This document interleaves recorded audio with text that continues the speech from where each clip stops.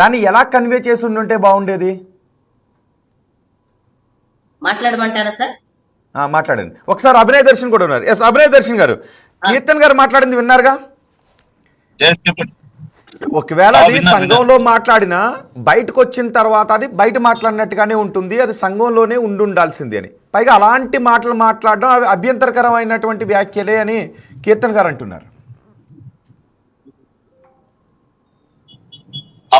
ఎలాంటి అభ్యంతరం లేదండి ఆయన మాట్లాడినటువంటి వ్యాఖ్యల్లో. ఎందుకు అభ్యంతరం లేదంటున్నానంటే, చర్చి బయట పూలు పెడితే ఎవరైనా సరే ఇక్కడ పెట్టద్దురా బాబు, ఈ స్త్రీలు కొనటానికి బజారు సంబంధులు కారు అని మాట్లాడారు తప్ప, అంటే కొంటే బజార్ సంబంధులేనా? హైందవ స్త్రీలు వదిలేయండి, అదే చెప్తున్నాను నేను. అంటే ప్రతి దానికి ఒక లిమిట్ ఉంటది, ఒక పరిధి ఉంటది, ఒక క్రమం ఉంటది, ఒక డిగ్నిటీ డిసెన్సీ అంటారు కదా, అలా ఉంటుంది. అందుకే నేను ఎగ్జాంపుల్ చెప్తున్నా. కోర్టు బయట పూల బండి పెట్టుకుంటే కూడా ఒక జడ్జి కానీ ఒక అడ్వకేట్ కానీ చూస్తే, అరే ఇక్కడ పూలు ఎందుకు పెట్టావరా, ఎవరు కొనర్రా బాబు అంటే వాడు అంటాడు, లేదు సార్ లోపలికి ఆడవాళ్ళు వస్తూ పోతున్నారంటే ఎవరు కొనరు అంటారు. అలాంటి చోటికి పూలు పెట్టుకొని వెళ్తే ఏమంటారు, బజార్ సంబంధులే అంటారు. ఒక హాస్పిటల్ బజార్ సంబంధులు అంటే ఏంటి? కాదు బజార్ సంబంధులు అంటే ఏంటి, అర్థం ఏంటి? కామన్ సెన్స్ లేకుండా బిహేవ్ చేస్తే పురుషుడైనా స్త్రీనైనా బజారు సంబంధి అంటే మితిమీరినటువంటి ప్రవర్తన, విచ్చలవిడితనం అంటారు. ఇప్పుడు చర్చికి పూలు పెట్టుకొని వెళ్ళకూడదు అన్నది తెలిసినప్పుడు దాన్ని ఆచరించాలి. దాన్ని ఆచరించకుండా పెట్టుకొని వెళ్తాను, పూలు అమ్మేవాడు ఉన్నాడు కొనటానికి నేనున్నానని చెప్పి పెట్టుకొని వెళ్తే దాన్నే విచ్చలవిడితనం అంటారు, బజారుతనం అని కూడా అంటారు. అది శాలిం రాజు గారి 100% రైట్. అది ఇప్పుడు మీరు ఎక్కడికో వెళ్తారు, అక్కడ ఏదో ఒక వస్తువు దొరుకుతుంది, మీకు ఇష్టమైన వస్తువు, సర్లే అని వెళ్ళేటప్పుడు వచ్చేటప్పుడు కొనుక్కుంటారు, లేకపోతే బ్యాగ్లో పెట్టుకుంటారు, ఇంటికి వెళ్ళిన తర్వాత దాన్ని యూజ్ చేసుకుందామని అనుకుంటారు, వేరే చోటైనా అని అనుకుంటారు. సో దాన్ని ఇక్కడ పెట్టుకోవద్దు అని అంటాం వేరు, బజారు సంబంధీకులు అంటాం వేరు కదా. ఇప్పుడు మీరు ఒక థియేటర్కి వెళ్తారు, థియేటర్కి వెళ్తారు, బయట వస్తువులు లోపలికి తీసుకుని రావద్దు అంటారు, మీరు వాటిని బ్యాగ్లో పెట్టుకుని ఇంటికి వెళ్ళిన తర్వాత వాటిని ఓపెన్ చేసుకుంటారు. సో ఇక్కడ కూడా వాళ్ళు కొంటారా లేదా అనేది అప్ టు దెమ్, వాళ్ళకి సంబంధించింది. కానీ కొన్న వాళ్ళు బజారు సంబంధీకులు అంటే ఏంటి, బజారు సంబంధీకులు అంటే మీనింగ్ ఏంటి, కొన్నవాళ్ళు బజారు సంబంధీకులు ఎలా అవుతారు? కొన్నవాళ్ళు బజారు సంబంధికులు కాదు, చర్చి లోపలికి వెళుతూ కూడా పూలు కొని వెళితే బజారు సంబంధులు అన్న భావనతో ఆయన మాట్లాడారు. చర్చికి వెళ్లే వాళ్ళు ఎవరు కూడా పూలు కొనరు, పూలు పెట్టుకోరు, ఇది మా సాంప్రదాయం, ఇది మా క్రమం. ఒకవేళ చర్చికి వెళ్లే వాళ్ళు పూలు పెట్టుకోవాలనుకుంటే ఇంటి దగ్గరనో లేదంటే ఫంక్షన్ కి వెళ్ళేటప్పుడు పెళ్లికి వెళ్ళేటప్పుడు పెట్టుకుంటారు. సంఘానికి వెళ్ళేటప్పుడు ఎవరు పెట్టుకోకూడదు, ఇది మా ఆచారం. సంఘం నుంచి బయటికి వెళ్ళేటప్పుడు అట్లా కాదు, పోనీ సంఘంలోకి వచ్చేటప్పుడు కాదు, సంఘం నుంచి బయటికి వెళ్ళేటప్పుడు కొనుక్కోవచ్చా? కొనుక్కోరు అసలు. ఆ టైంలో ఆ మైండ్ సెట్ ఉండదండి. నేను అందుకే చెప్తున్నా, అసలు బయట మల్లెపూల బండి ఎవరైనా పెడతారా? చర్చి బయట కూడా మల్లెపూల బండి పెట్టరు, కోర్టు బయట మల్లెపూల బండి పెట్టరు, పోలీస్ స్టేషన్ బయట మల్లెపూల బండి పెట్టరు, చావు దగ్గర మల్లెపూల బండి పెట్టరు.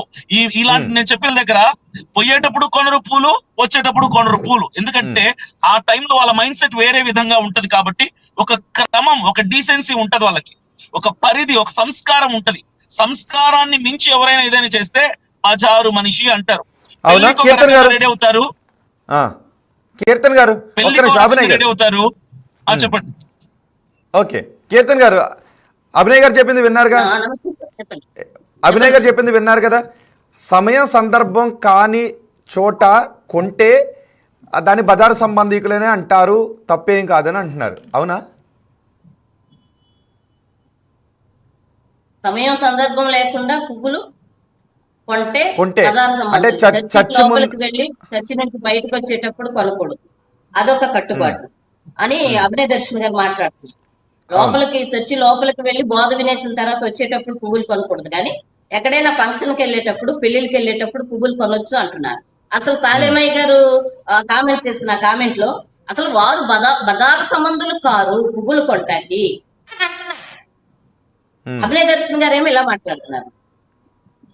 అభినయ్ దర్శన్ గారు ఏమంటున్నారు, ఓన్లీ చర్చికి వచ్చినప్పుడే పువ్వులు పెట్టుకోకూడదు, కట్టడది సో ఫంక్షన్లకు గాని పెళ్లిళ్ళకి గాని వెళ్ళినప్పుడు పెట్టుకోవచ్చు, కొనుక్కోవచ్చు. ఆ విషయం లేదు. సాలేమయ్య గారు అలా మాట్లాడాల. అసలు వాళ్ళు పువ్వులే కొనరా బాబు, వాళ్ళు ఎందుకు కొంటారు? పరిశుద్ధాత్మ సంబంధించిన వాళ్ళు, రక్తంలో కడగబడిన వాళ్ళు, యేసుక్రీస్తు ప్రభు. ఇప్పుడు యేసుక్రీస్తు ప్రభుల వారు రక్తంలో కడగబడిన వారు, పరిశుద్ధాత్మ సంబంధులు ఎప్పుడూ పెట్టుకోకూడదు. మరి అభినయ దర్శన్ గారేమో ఫంక్షన్లకు వెళ్ళినా పెళ్లిళ్ళకి వెళ్ళినా వాటిని ఆహ్వానించవచ్చు. సో మిగతా టైంలో అంటే చర్చికి వెళ్ళి లోపలికి మరి ఆ వ్యాఖ్యానము అభినయ అవును, ఒకసారి విందాం, ఒకసారి మళ్ళీ ప్లే చేద్దాం. అభినయ్ గారు, కీర్తన్ గారు చెప్పండి. నేను ఒకటి చెప్తున్నాను. షాలేం రాజు గారు పెంతికోస్తల్ బ్యాక్గ్రౌండ్, పెంతికోస్తల్ సంఘం అయింది. ఆ పెంతికోస్తల్ ఆచారం ఏంటంటే ఆ సంఘానికి వచ్చినప్పుడు వాళ్ళు పూలు పెట్టుకోరు, వాళ్ళు ఫంక్షన్లకు వెళ్ళేటప్పుడు పూలు పెట్టుకోరు. ఎవరైతే ఆయన సంఘములో వాక్యం వినటానికి వస్తున్నారో వాళ్ళు ఎవరు కూడా ఏ సందర్భంలో కూడా పూలు పెట్టుకోరు. అది పెంటికోస్టల్ బ్యాక్గ్రౌండ్ యొక్క సిద్ధాంతం, ఆచారం, అది ఆ కట్టుబాటు. అది అని మరి ఎక్కడ కూడా చేయరు, పూలు కూడా పెట్టుకోరు. నేను అంటుంది ఏంటంటే మిగిలిన డినామినేషన్ క్రైస్తవులు ఎవరైతే ఉన్నారో వాళ్ళు కూడా చర్చిలో పెట్టుకోరు. బయట ఎక్కడైనా పెట్టుకుంటారేమో ఫంక్షన్లకు వెళ్ళేటప్పుడు, పెళ్లిళ్ళకి వెళ్ళేటప్పుడు, కానీ చర్చిలో మాత్రం పెట్టుకోరు. చర్చికి వెళ్ళేటప్పుడు కానీ బయటికి వచ్చేటప్పుడు కానీ కొనరు, పెట్టుకోరు. బజారు సంబంధులు కారు, పరిశుద్ధాత్మ సంబంధులు. ఆయన ఎందుకు పర్టికులర్ గా మాట వాడే? ప్రతి దానికి ఒక క్రమం ఉంటది. ఆ క్రమానికి మించి ప్రవర్తించడానికి మా వాళ్ళు బజారు సంబంధులు కాదు అన్నటువంటి భావనతో ఆయన మాట్లాడారు. అందులో ఏ తప్పు లేదు, 0.1% కూడా తప్పు లేదు అందులో. కీర్తన్ గారు సార్, అభినయ్ చెప్పిన ఇంటర్ప్రిటేషన్ చూశారు కదా. సో చర్చికి వెళ్ళేటప్పుడు, చర్చ్ నుంచి బయటకు వచ్చేటప్పుడు కొనరు.